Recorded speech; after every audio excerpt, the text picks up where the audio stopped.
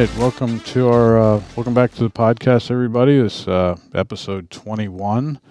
It's going to be very few people sitting in on this one. We have a guest here today, Rick O'Neill from Conestoga Wood. Came in to look at some machines, actually not for Conestoga, but for his brother, and asked him to sit down and chat with us a little bit. So Rick's here, and Dean's sitting in running the board, and it's just going to be the three of us today. Mm-hmm. So Rick, tell us a little bit about how you got started in the woodworking business from a young man, I assume. Yeah, I started. It's amazing when I look back on all the years that I've been in this industry now for 47, 48, going on 48 years. It's hard to believe. Yeah. Look back and go, where did all the time fly by? And but I started with Conestoga back in 1976. Okay. And we were it was a brand new plant, and we were getting that set up, and they had hired an individual to run the facility, and I was the first employee hired there. And which plant was this? that was the one in Kramer, Pennsylvania. Kramer. It was kind of a group effort between Bingham and Son. Okay. Yeah, I remember Conestoga that now. Wood. Yeah. Mm-hmm. And so we were doing a dimension mill there. And started building carts. That's how I started.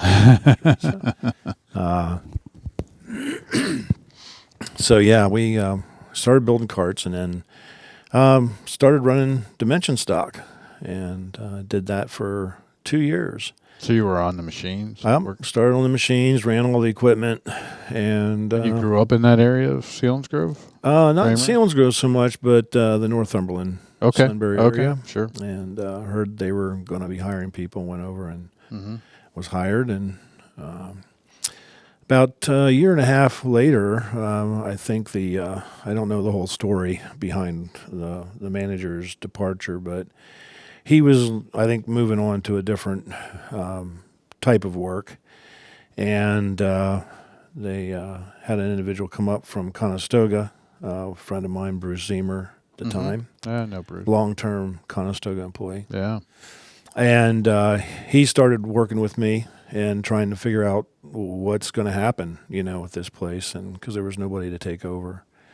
And short time after he was there, Norman Hahn came up and offered me the plant manager's job. Okay. So I went from basically knowing nothing about nothing with anything in the woodworking industry to being responsible for a facility. And that was So- a 2-year period, you said? Yeah. Oh, wow. And Fast.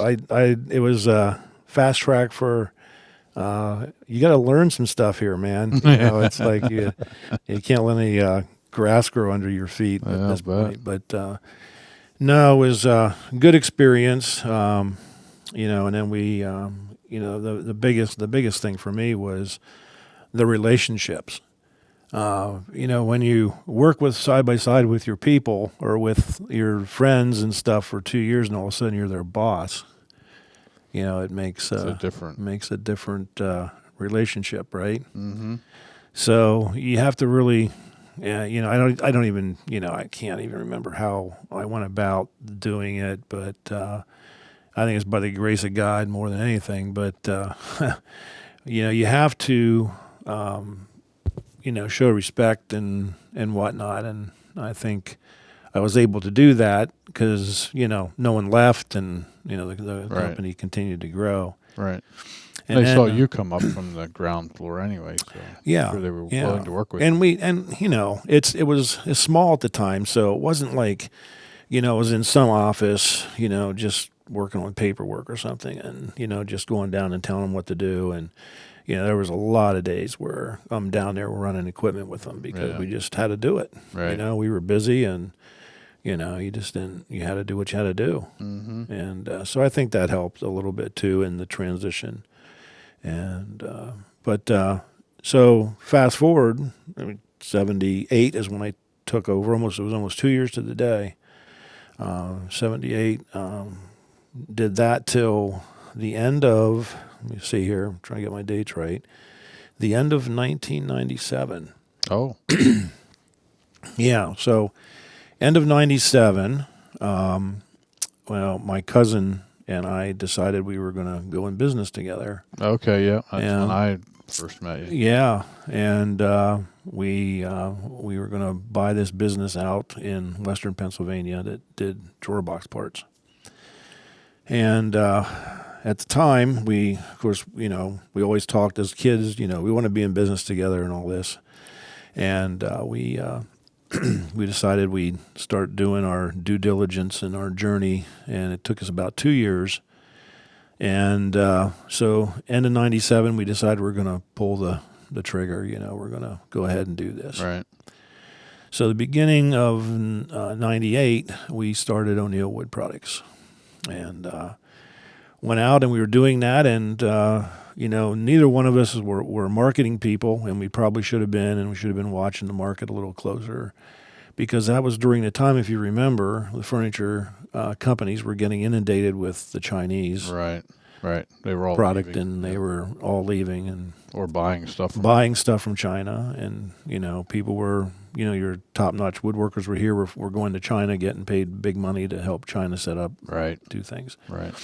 And we were so busy doing what we were doing, pretty soon we had, and we were busy. We went from like one small customer to, we had picked up 2 large customers, which was probably not a good thing. Looking back on it, you put all your eggs in one basket, it can be a little tricky, and it was. But for us, it was like, well, we needed to make the business survive. And so for 2 years, we had these 2 companies, and we were really busy. I think we ended up with, we were running 2 shifts. We had 55 employees or something like that. And now, did that guy you did drawer sides or the whole? Just drawer pieces. We didn't put anything together. Is that what he did? That's what he did. Oh, okay. Yep. And he mainly sold to furniture companies. He did a lot of like white oak and things like that for the, the dresser drawers and things like that. Right. But we ended up doing parts for kitchen cabinet. Okay. Drawer parts. And they were in the raw. We didn't have any finishing capabilities or anything like that. So we did that till it would have been the fall of, the fall of 99. And all of a sudden, our orders just kind of dried up. No communication. So we were calling our 2 customers and saying, "What's going on?" And so we got in 1 week we had 2 phone calls, and both those phone calls were, "You're no longer a supplier. Have a nice day." Wow. That's the long and short of the story. And my cousin looked at me and says, "What are we going to do?" So we're going to go home. We can't, maintain this business, Right. because we had been out on the road looking, and with the whole Chinese infiltration, everybody was switched, Right. And that's what these 2 companies did. They started, lo and behold, as our business was slowing down, here they were backfilling. Right. And They we were testing the waters from China. We didn't see it coming, Yeah. and it hit us like a tidal wave. Blindside you. So, anyways, we were basically out of business. We shut the place down, and Yeah, because we bought a molder from you. That was a brand new molder. Brand new. Yeah, At the time, we were fairly new in business. Yeah. That was the most I've ever spent on a machine. Well, you really At the helped. time. I'll tell you what, Ron, you really helped us out of that pinch, because that was a blessing for you guys to come in and take that. And that was one of the situations that one of the companies that told us we were no longer a supplier was, they said, "Oh, we need you to do this," and we couldn't do it with our current machinery, so we bought that machine, right? Just specifically for that. And you know what? We never ran one part that had that extra profile that they needed, that they wanted. Yeah, that's how it was. So we never really got it really running. So whoever bought it got a really good deal, because the molder was like brand spanking new. I remember when we had a little warehouse in Chambersburg, Pennsylvania, that we rented, and the landlord had a stair shop there, and he would help me out, unloaded trucks and set machines in. So his guys unloaded that and moved it in, and they put it right under this overhead beam where all the pigeons would perch. Mm-hmm. And I came in there one day, and the whole infeed table was covered in bird shit, and I was like, I spent all this money for this machine, and now it's I scrubbed and scrubbed on that because that stuff's horrible. Oh yeah, Stained the table and everything. Yeah, but I got it off oh, and moved it right away. Oh, yeah. So we it was interesting though. It was not funny, but again, there's just so many things that with the story of my tenure in the woodworking industry. That day, the day we had that second phone call, we got a phone call from PA House, and one of the guys was saying, "Hey, what are you guys doing? How you doing?" It's like, well, that's a good question. Yeah. Not so good today. Yeah. And they said, well, he goes, we just wondered, if you guys were ever thinking about coming back home, we have jobs for you. Same day. Wow. So my cousin and I had jobs the day we decided to shut the business down. Ken had come from... Ken was a Pennsylvania House person, yeah. And you went to PA House with him then after? I went there. I was running the lumberyard and the dry kilns and the pre-dryers and part of the dimension mill. Mm-hmm. And but then word got around that we were back in town, and Conestoga was trying to get a hold of me, and they eventually got a hold of me and wanted me to come back. And at that time, the Kramer facility had moved to the Beavertown, the new Beavertown facility that they bought. Right. And so I went there, and they needed a facilities engineer. And so I went back and basically took over the project of finishing up the move from Kramer, and then we also moved some door manufacturing equipment from our East Earl location up to the Beavertown location as well. Is that when that story you were telling me earlier happened, when you went in and bought that machine? Yeah, that was my first day on the job at Conestoga.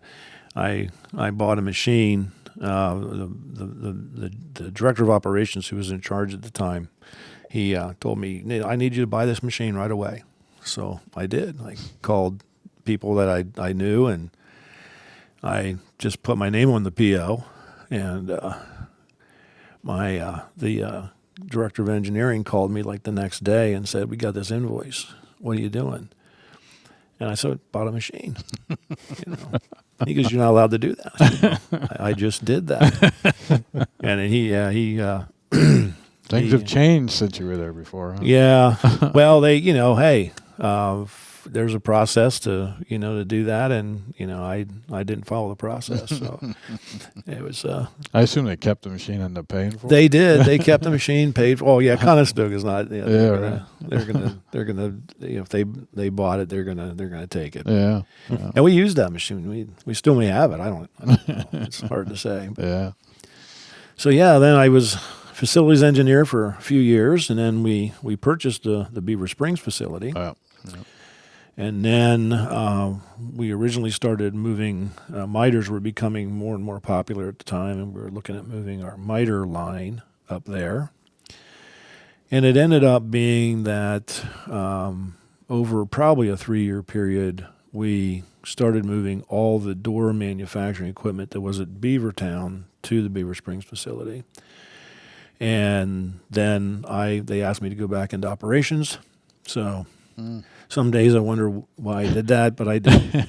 And went back into operations and was running the Beaver Springs facility. And so what essentially had happened, my thought was the dimension mill should be a dimension mill, focused on that. And if they have to expand, it'll have plenty of room to expand. And if we could do just doors, the dimension mill can provide this plant with parts and pieces. Beavertown. Yeah, Beavertown. And doors in Beaver Springs. So that's only a few miles apart. Yeah, 2 miles apart. Yeah, right. So that's how it went down, and that's how it's functioning today. Right. And so I was at Beaver Springs for a few years, and then back in 2009, 2008, Conestoga bought a plant in Seattle, Washington, and one of the fellows went out to make a transition of ownership in '08, and I guess he had signed up to do it for a year, and of course 2009 rolled around, and nobody was saying anything, and he was like, "Hey, I need to come back to PA," and I think it was more family related stuff, understandable. Sure. So they approached me about going out. So we went out, and we started. I think it was probably early in the spring of 2010 when I officially landed, and so that's started that plan up, started that going. I forgot to mention back in when I was still at the Kramer facility, there was different managers coming and going at our Darlington, Maryland plant. So there was a period of time where I was managing our Kramer facility and driving to Darlington, Maryland a couple times a week. Wow. To manage that dimension down wow. there. So, but and that plant then eventually we sold that and got rid of that facility. But yeah, so you've had plants. Also, you had one in Arkansas that Bruce was out there. Bruce was in charge of the. We had a plant in Little Rock. We had one in Jacksonville, and we had one in Mountain View.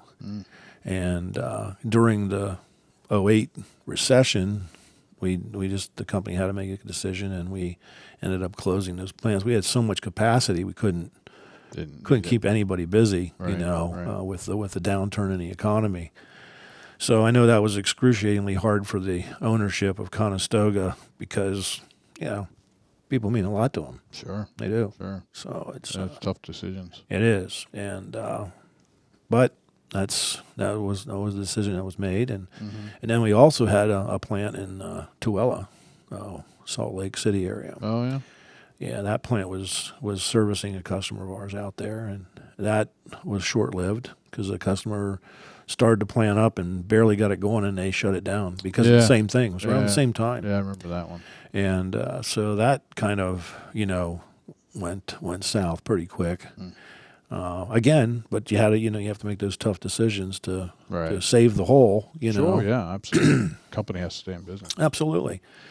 And but anyways, so they had this plant in Seattle, and so we went out in 2010, and started building it up, and it was, it's interesting to transition from, because we retained like all the people that were still going to work there from the prior ownership, and so it was definitely a culture shock for me a little bit, just being on the West Coast, and they're things are different, a little more laid back out there. Yeah, a little more laid back. I remember me getting excited and fired up about not shipping on time, because that's a huge matrix for Conestoga. We want to ship on time and complete. And my employees were, "Rick, just calm down. We'll get it tomorrow. It's no big deal." That's not the way you roll. That's like, no, that's not what's happening here. So we had to get through a lot of that kind of stuff, and we did. And so we've come to this past year, and they just, Washington State is nothing against Washington. It's a beautiful place to live, but it's, highly regulated. Tough place to do business. And it's a tough place to do business. And we were in an area where our competition for labor was Amazon, Microsoft, Blue Origin, SpaceX. Wow, that's some tough competition. Yeah. So it was hard to get labor, and but that's countrywide. That's nothing. Sure. Really, I mean, everybody can say, "Well, yeah, Rick, we have problems in Florida and Texas," and you do. It's hard to get labor anymore. But so, anyways, the decision was made to close our Seattle facility, and it's difficult to resource a plant from 3,000 miles away, and it's So we did that. So that became my project. We transitioned to close that plant. We shut that plant down at the end of April in 2023. And then Conestoga retained me and brought me in as a project engineer for under our corporate engineering wing of the business. So, Right. so that's what I'm doing now. Just doing some projects and stationed mainly. They let me work remotely, so I have a home office, and they also let me work. They have an office set up for me at the Beavertown facility. Okay. So it kind of went full circle. Yeah. Right. So right back to I'm Beavertown. back home in Beavertown. The guys there are great. I got to tell you, they're awesome. A good group of folks to work with, and we've done several projects for them. We're in a couple projects now, just some maintenance things that that they don't have the resources to do. So I'm helping them with that, and so it's going really good. So, yep, seen a lot of things, and Yeah, you've been around. Could you tell a little the story you were telling me earlier about the process you went through of shutting that plant down? And I mean, I don't mean to drag you through that again, but I know it was a little agonizing for you. And yeah, a lot of people don't understand what a company and a head of a plant like yourself goes through when you have to tell people.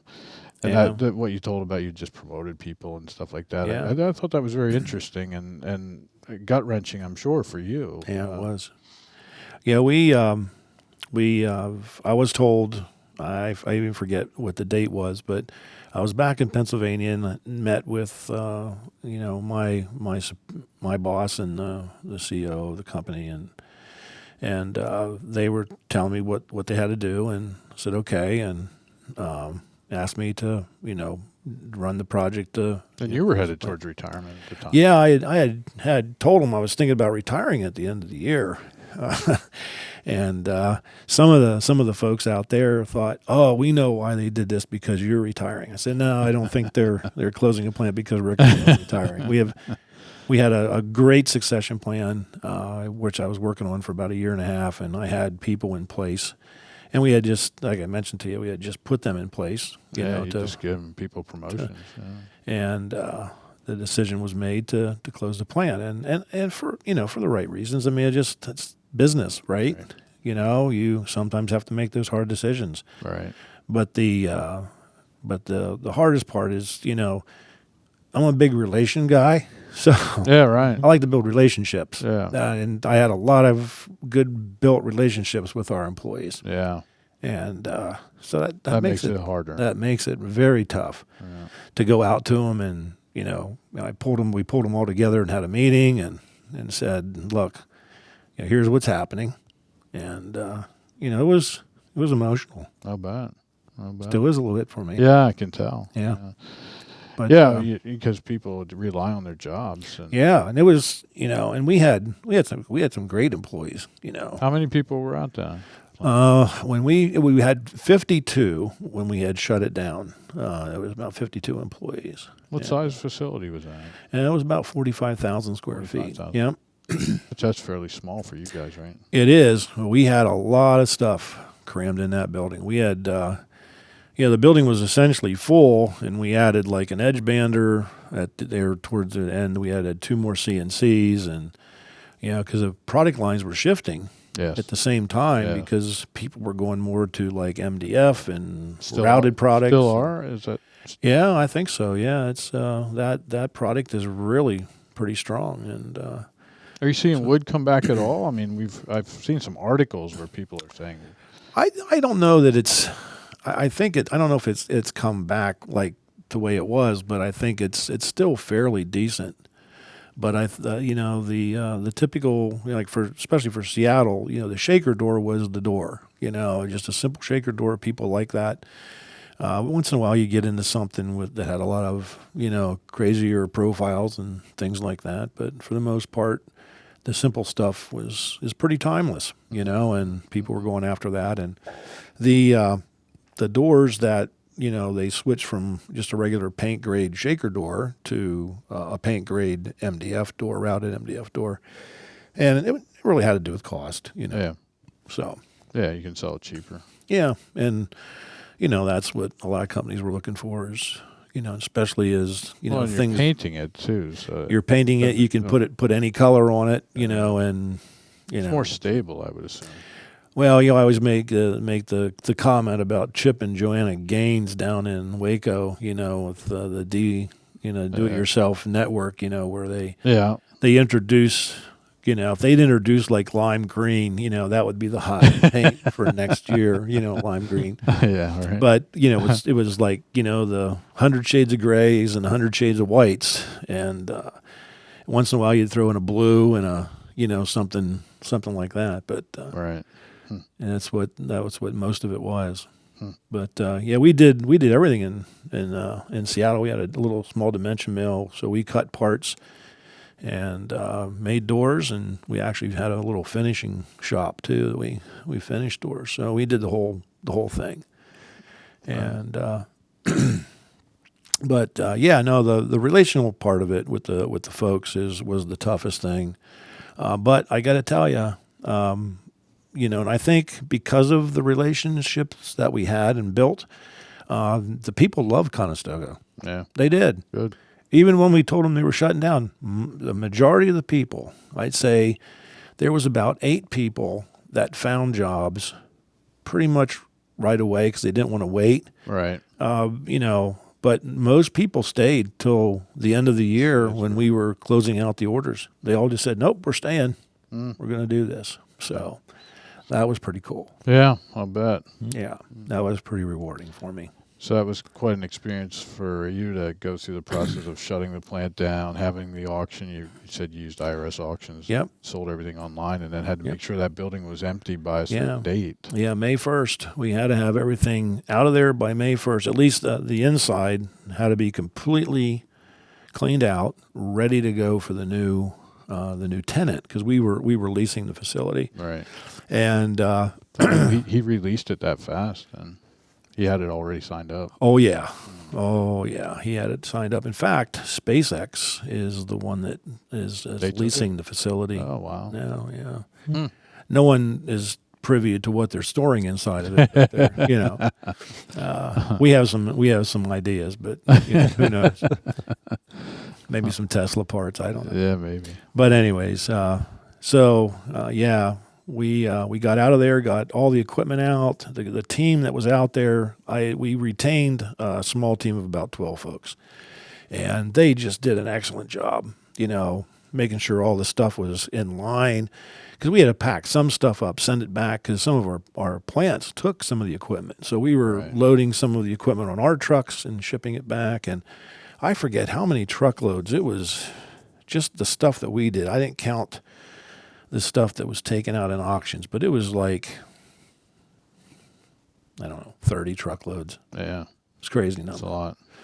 But so it went pretty well, and as well as you can close a plant down. Yeah. I think it worked out, okay. Yeah. And so we're moving on, and I appreciate Conestoga. They kept me on, and gave you something. So everybody keeps asking me, when am I going to retire?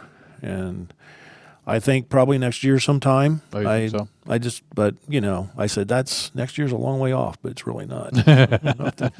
Yeah, right now it's only like a month and a half away. So like 8 months from now, ask me, like what are you doing? I don't know. I love Conestoga. I love my job. Conestoga is a great company to work for. That goes. You mentioned Norman. I never met him when he was alive, and but heard a lot of stories about him. So you knew him. You worked for him. Yeah. So you've gone through quite a transition from a guy. He was the guy. I mean, he was the man. He owned the place. He made the decisions and all that. Now it's a pretty big corporate entity, I assume. Yeah. Well, his son Anthony's running the company, doing a phenomenal job. I really respect and appreciate him. He just does such a great job. Is he the only Han in the business now? No. There's some other brothers that are in. Yeah, but he's the president, of the company, and like I said, he does. His leadership is excellent. Good. And Conestoga has a lot of good people.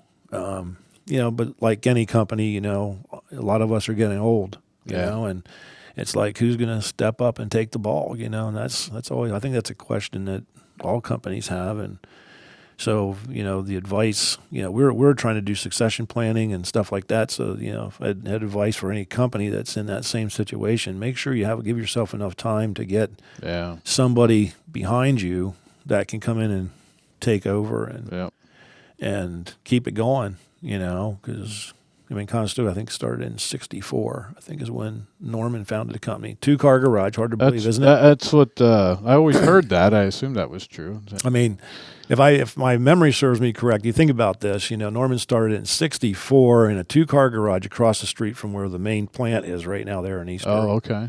And I think it was just mid 2007. All the Jacksonville plants were running. We were running. Well, we have a plant in Kenly, North Carolina, too, by the way. And, that's right.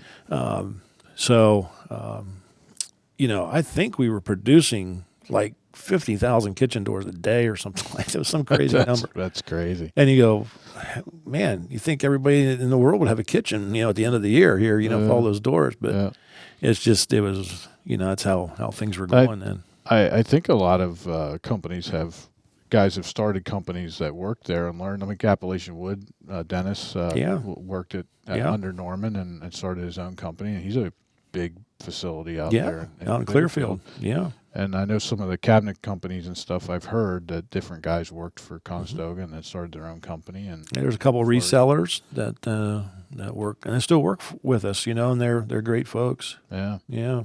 That's a great legacy for him. Yeah, it is. It's, a lot of people that come in and work for Conestoga say they love the Christian values. They just, it's they're, is any company perfect? No, but you know what? They're trying to do it right. Yeah, and that's the thing that makes the difference. I believe.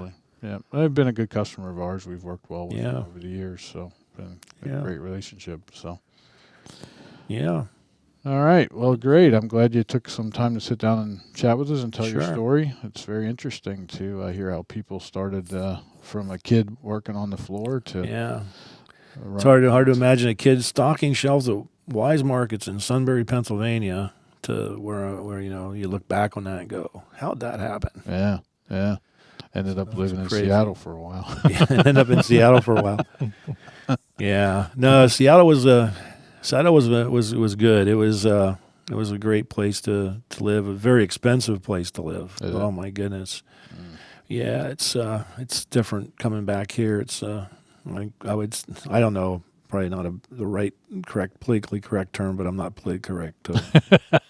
Maybe more normal because that's what I grew up with. Right. For me, that's more normal. I'd say it that way. Yeah.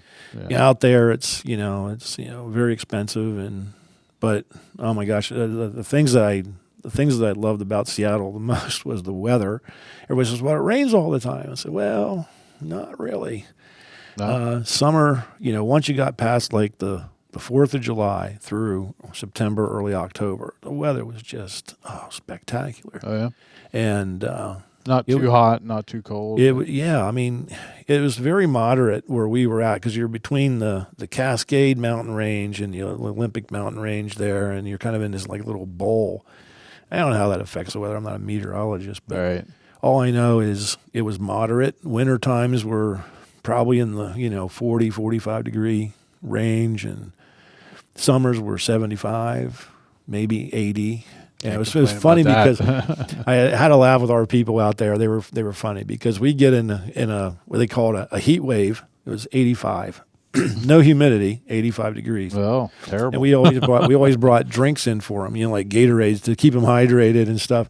And I'm thinking, the people in Beaver Springs right now it's 120 in the shade with 98% humidity. Right. Yeah. All you got to do is move your arm and you're sweating. Exactly. It's like these guys out here do not have a clue how bad it could be. Yeah. But it was parts of the country. It was a good place. The best part was you got snow like maybe once every 3 years that you had to worry about.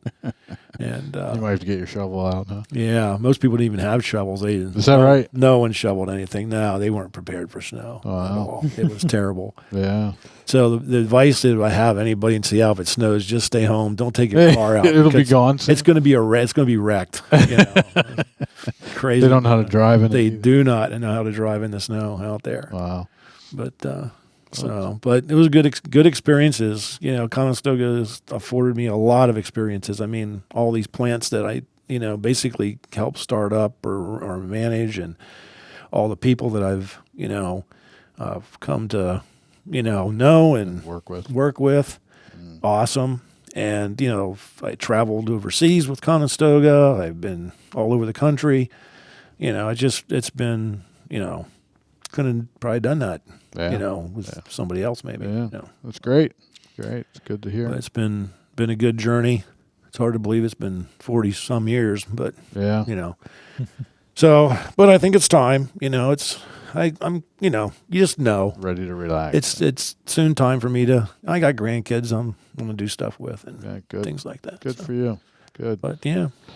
Well, we're happy to work with you as long as you're in it, and and happy to see you retire and enjoy yourself. Okay.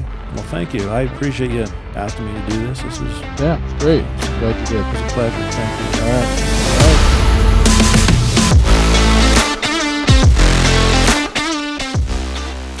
If you are in the market for a new or used woodworking machine, don't forget to look us up at rtmachine.com.